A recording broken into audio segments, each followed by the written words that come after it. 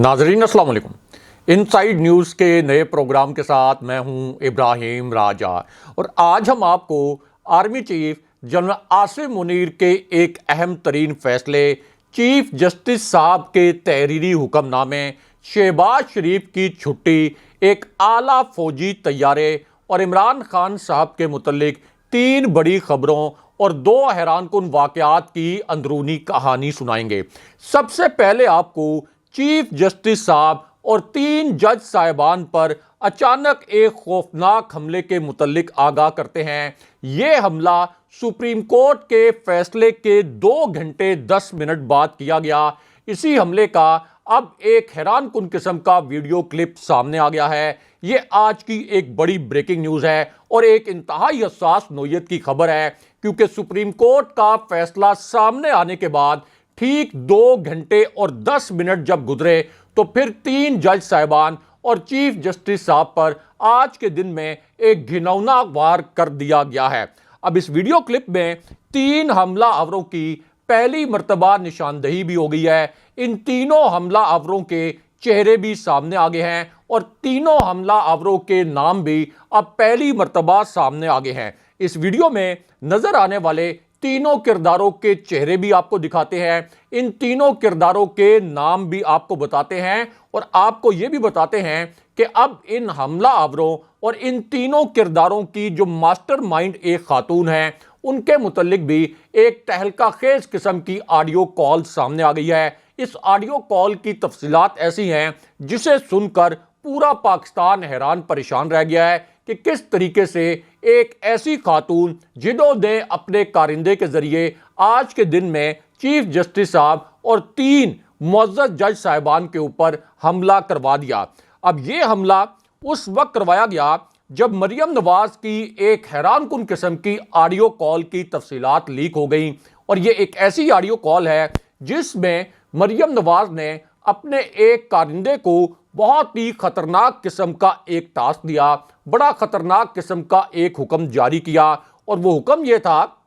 कि अब चूंकि हमारे खिलाफ फैसला आ गया है, अब चूंकि आइन के मुताबिक सुप्रीम कोर्ट के 5 रुकनी बेंच ने फैसला कर लिया है, 3 रुकनी जो आप ये कह सकते हैं कि इस बेंच के 3 जजेस का मुतफिका फैसला सामने आया है, तो फिर मरियम नवाज ने अपने इस कारिंदे को ये हुक्म दिया कि अब तुमने ये करना है कि बराह रास्त चीफ जस्टिस पर हमला कर दो। और मरियम नवाज ने जिस वक्त इस हमले का हुक्म जारी किया उस वक्त 5 रुकनी बेंच में से जो 3 जज साहिबान हैं उन्होंने 90 दिन में इलेक्शन कराने का फैसला सुना दिया था। लेकिन उसके बाद जब इसी फैसले का एक तहरीरी हुक्मनामा और तफसीली हुक्मनामा सामने आया तो ये हुक्मनामा मरियम नवाज के लिए और शहबाज शरीफ के लिए तबाहकुन साबित हुआ। इसी वजह से फिर मरियम नवाज ने बराह रास्त चीफ जस्टिस साहब और 3 जज साहिबान पर हमला करवा दिया। अब ये जो तहरीरी हुक्मनामा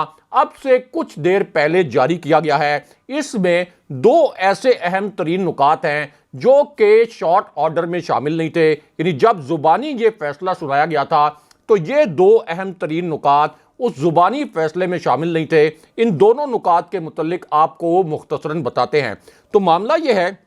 कि अब इस तहरीरी हुक्मनामे के पहले हिस्से में चीफ जस्टिस साहब ने यह लिखा कि हमारे सामने असेंबलियों की तहलील के बाद इलेक्शन की तारीख का मामला सामने आया। आइन आम इलेक्शन के मुतल्लिक वक्त मुकर्रर करता है। गवर्नर की जानिब से पंजाब असेंबली की जो तोड़ने की समरी थी, इसको मंजूर ना किए जाने पर पंजाब असेंबली 48 घंटों के अंदर आज खुद तहलील हो गई। अब पंजाब हो या खैबर पख्तूनख्वा, दोनों सूरतों में और दोनों सूबों में हर सूरत में 90 दिन के अंदर इलेक्शन होने हैं। उसके बाद इसी तहरीरी फैसले और इस तहरीरी हुक्मनामे का जो दूसरा हिस्सा था, ये मरियम नवाज और शहबाज शरीफ के लिए मजीद तबाहकुन साबित हो गया, क्योंकि ये तहरीरी हिस्सा भी जो जुबानी फैसला सुनाया गया था उस वक्त उस फैसले में शामिल नहीं था। अब इस तहरीरी फैसले के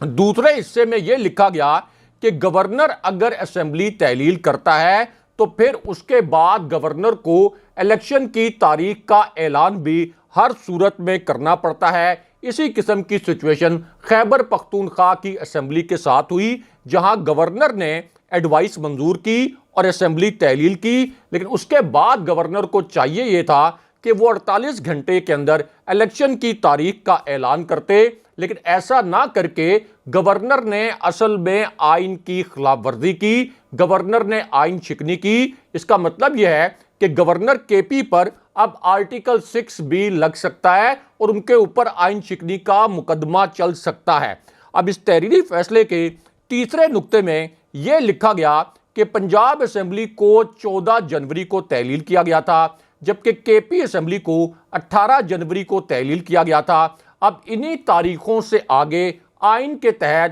ہر صورت میں 90 دن میں الیکشن ہونے چاہیے، لیکن اس کے بعد اس تحریری فیصلے کا جو آخری نقطہ تھا، یہ ایک ایسا نقطہ ہے جس پر پوری پی ڈی ایم کے ہوش اڑ گئے، اور وہ کبھی امیجن بھی نہیں کر سکتے تھے کہ یہ جو تحریری فیصلہ آئے گا اس میں اس قسم کا نقطہ بھی شامل ہو سکتا ہے۔ اسی وجہ سے اس تحریری فیصلے کے بعد مریم نواز نے پھر چیف جسٹس صاحب پر حملہ بھی کروایا۔ اب یہ جو نقطہ ہے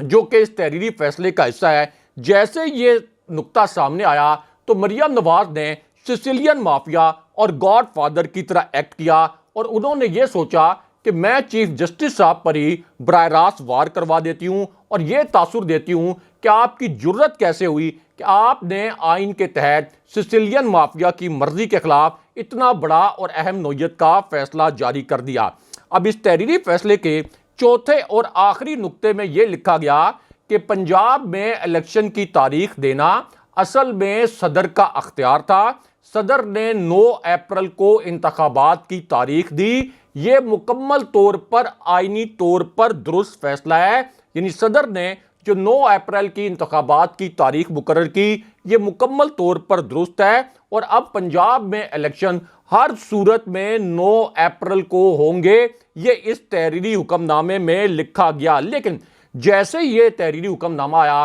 اس کے 2 گھنٹے 10 منٹ بعد مریم نواز نے اپنے ایک کارندے کے ذریعے چیف جسٹس صاحب پر براہ راست حملہ کروا دیا۔ یہ آج کی انتہائی حساس نوعیت کی خبر ہے، یعنی وہ مریم نواز جنہیں سپریم کورٹ نے ایک فراڈ خاتون قرار دیا تھا، جنہیں سپریم کورٹ نے ایک جعل ساز خاتون قرار دیا تھا، کیونکہ انہوں نے سپریم کورٹ میں جعلی قطری خط اور جعلی ایک ٹرسٹ ڈیڈ جمع کرائی تھی، وہ مریم نواز جو عدالتوں سے مجرم اور نااہل قرار پائی تھی، اب انہی مریم نواز نے سپریم کورٹ کے چیف جسٹس پر حملہ کروا دیا۔ اب اس حملے کے لیے مریم نواز نے اپنے خاص الخاص کارندے اعظم نذیر تارڑ کو استعمال کیا، اور یہ وہی اعظم نذیر تارڑ ہیں جو کہ اپنی ایک تقریب میں جنرلز اور پاک فوج کے خلاف نعرے لگواتے رہے، ان کے سامنے پاک فوج کے خلاف نعرے لگتے رہے، لیکن وہاں پر اس تقریب کے یہ میزبان بھی تھے، اور ایسا لگا کہ جیسے وہ ان نعروں کو انکریج کر رہے ہوں۔ اب یہی جو اعظم نذیر تارڑ ہیں، انہوں نے چیف جسٹس صاحب کے خلاف ایک بڑا گھنونا نوعیت کا وار کیا۔ یہ ایک ایسا گھنونا وار ہے جس پر پورا پاکستان حیران پریشان رہ گیا کہ یہ جو سسیلین مافیا ہے اور یہ جو گاڈ فادر کی طرح مافیا ایکٹ کرتا ہے، اس نے کس طرح سے چیف جسٹس صاحب کو نشانہ بنایا۔ اب اس خبر کے جو 2 حساس ترین نکات ہیں، یہ آپ کو مختصراً بتاتے ہیں۔ تو معاملہ یہ ہے کہ یہ جو فیصلہ آیا ہے سپریم کورٹ کا، اس فیصلے کے بعد اعظم نذیر تارڑ شہزاد عطا الہی کو بھی اپنے ساتھ سامنے لے آئے۔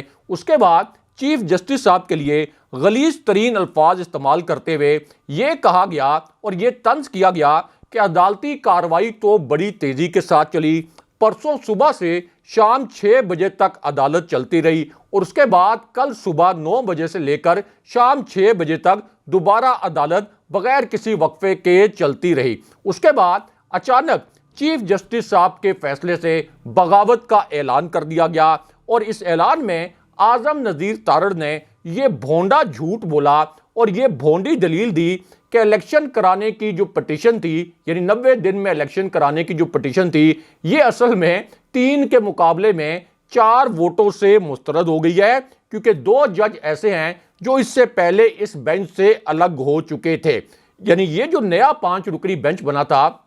یہ اصل میں پی ڈی ایم کے مطالبے پر بنایا گیا تھا، کیونکہ مریم نواز نے جب چیف جسٹس صاحب کو اور سپریم کورٹ کو دھمکیاں دی تھی، تو ان دھمکیوں سے مرعوب ہو کر اصل میں جسٹس اعجاز الحسن اور جسٹس مظاہر نقوی کو بینچ سے الگ ہونا پڑا تھا، حالانکہ اس وقت بھی سپریم کورٹ کو ان دھمکیوں میں نہیں آنا چاہیے تھا، لیکن بہرحال جسٹس اعجاز الحسن اور جسٹس مظاہر نقوی ان دھمکیوں کی وجہ سے اس بینچ سے الگ ہو گئے تھے، اور اس کے بعد فاروق ایچ نائک نے پی ڈی ایم اور پیپلز پارٹی کی جانب سے باقاعدہ عدالت میں یہ بیان سبمٹ کروایا تھا کہ ہمیں اب اس 5 رکنی بینچ پر مکمل اعتماد ہے، اور اب ہم فل کورٹ کے لیے جو ہم نے ایک درخواست دائر کی تھی کہ فل کورٹ بنایا جائے، ہم اس درخواست کو واپس لیتے ہیں، اور اب ہماری درخواست یہ ہے کہ یہی جو 5 رکنی بینچ چیف جسٹس صاحب نے نیا جو بینچ بنایا ہے، یہی ان درخواستوں کو سنے، یعنی اس 5 رکنی بینچ پر اس وقت اعتماد کا اظہار کیا گیا تھا۔ لیکن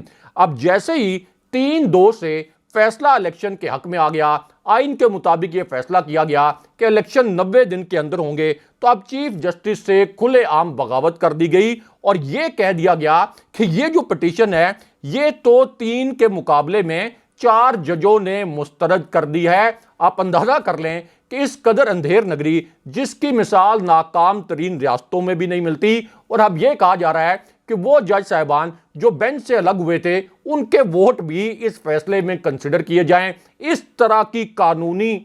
آپ یہ کہہ لیں کہ اندھیر نگری جو ہے یہ دنیا کی ناکام ترین جو ریاستیں ہیں وہاں بھی نہیں ہوتی۔ لیکن اب یہاں پر آرمی چیف جناب عاصم منیر کے متعلق الگ سے ایک بڑی اور اہم نوعیت کی خبر آئی ہے۔ اب یہ خبر اس وقت آئی جب اسلام آباد کی ایک حساس ترین عمارت میں آج کے دن میں ایک انتہائی گھنونی نوعیت کی واردات کر دی گئی، لیکن اس کے بعد اسی واردات کے متعلق ایک 41 سیکنڈ کا ویڈیو کلپ سامنے آ گیا۔ یہ جو واردات کی گئی یہ سپریم کورٹ کے فیصلے کے بعد کی گئی، اور اگر یہ 41 سیکنڈ کا ویڈیو کلپ آج کے دن میں سامنے نہ آتا تو پھر اس گھنونی واردات سے کبھی بھی پردہ نہ اٹھتا۔ یہ ویڈیو کلپ اس وقت سوشل میڈیا پر وائرل بھی ہے۔ اب یہ جو گھنونی واردات اسلام آباد میں ایک حساس ترین عمارت میں آج کے دن میں کی گئی، اسی کے متعلق ایک بڑی حساس نوعیت کی انفارمیشن بھی آئی، اور اسی انفارمیشن کے ذریعے پھر ایک بھیانک قسم کا راز بھی کھل گیا۔ اب جیسے ہی سپریم کورٹ کا فیصلہ آیا تو ایک طرف تو چیف الیکشن کمشنر سے براہ راست رابطہ کیا گیا، اور ان سے یہ کہا گیا کہ اب آپ ہمیں بتائیں کہ کس طرح سے ہم نے چیف جسٹس کے اس فیصلے کو روکنا ہے، کس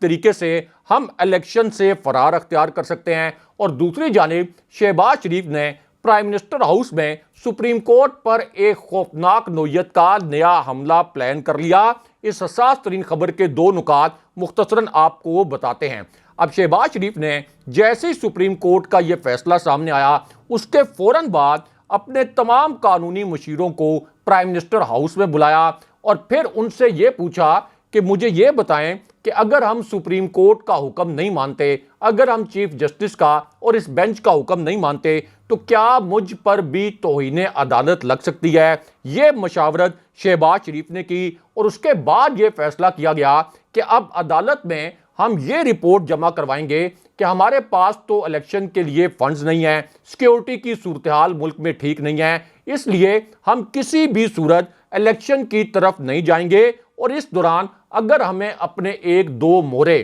قربان بھی کرنے پڑے، اگر ہمارے 1-2 موروں پر توہین عدالت بھی لگ گئی، تو تب بھی ہم کسی صورت الیکشن نہیں کروائیں گے۔ لیکن دوسری جانب شہباز شریف کی یہ جو ڈوبتی ہوئی کشتی ہے، اس کو دیکھ کر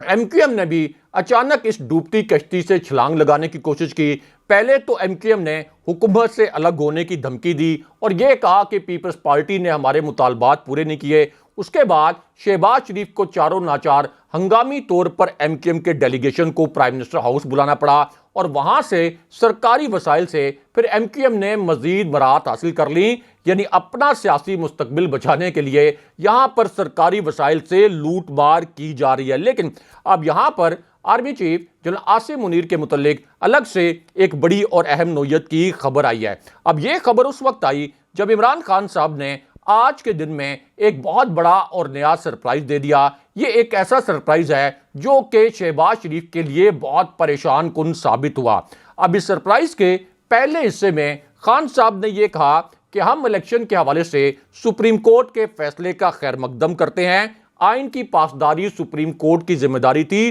اور سپریم کورٹ نے بہادری سے اپنا کردار نبھایا۔ اس کے بعد خان صاحب نے کہا کہ ہم جیل بھرو تحریک کو معطل کر رہے ہیں اور اب ہم پنجاب میں اور خیبر پختونخوا میں انتخابی مہم شروع کر رہے ہیں۔ اب اسی پوری سچویشن میں army chief general Asim Munir اور جی ایچ کیو کے متعلق ایک بڑی اور حساس نوعیت کی اطلاع ہے۔ یہ ایک ایسی اطلاع ہے جو کہ اسلام آباد میں اقتدار کی راہداریوں میں اس وقت گردش کر رہی ہے، اور یہ اطلاع عین اس وقت آئی جب عالمی ریٹنگ ایجنسی موڈیز نے آج کے دن میں پاکستان کی ریٹنگ مزید منفی کر دی، اور پاکستان کی جو ریٹنگ ہے اس کو کم کر کے CAA1 سے CAA3 کر دیا گیا، اور موڈیز کی جانب سے یہ کہا گیا کہ پاکستان کا جو ڈیفالٹ کا رسک ہے یہ مزید بڑھ گیا ہے، پاکستان کی ریاستی جو گارنٹیز ہیں یہ مکمل طور پر فالٹر کر گئی ہیں اور زر مبادلہ کے ذخائر کم ترین سطح پر ہیں۔